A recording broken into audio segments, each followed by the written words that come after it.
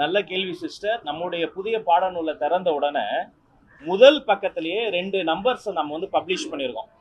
அந்த நம்பர்ஸும் சும்மா பயமுறுத்தமா இருக்காது. அவங்கள வந்து அந்த குழந்தைகளுக்கு ஏதாவது பிரச்சனைனா உடனடியாக அவங்க அந்த numbers toll free numbers approach பண்ண முடியும்.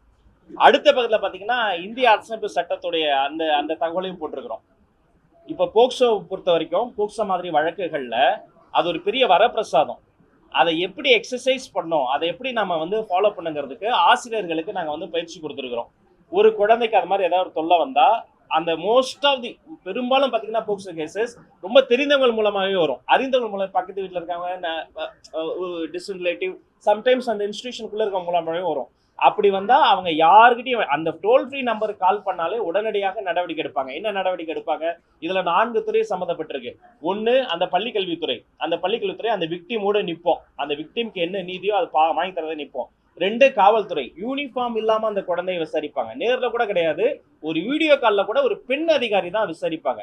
3 நீதித்துறை. மற்ற கேஸ் மாதிரி கிடையாது சிஸ்டர். 12 மாசத்துல நீதி நிலைப்பாட்டப்படும். 4 சமூக நீதித்துறை.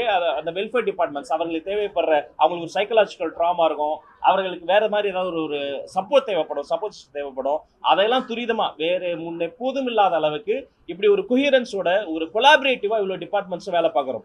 அதையும் மீறி அங்கொன்றும் இங்கொன்றும் ஏதாவது பிரச்சனை வந்தாலும் தப்பு தான். அந்த பிரச்சனைகள் வந்து உடனடியாக களையப்பட்டு மிக கடுமையான நடவடிக்கை, மிக கடுமையான தண்டனை அந்த குற்றவாளிகளுக்கு வாங்கி தரப்படும்.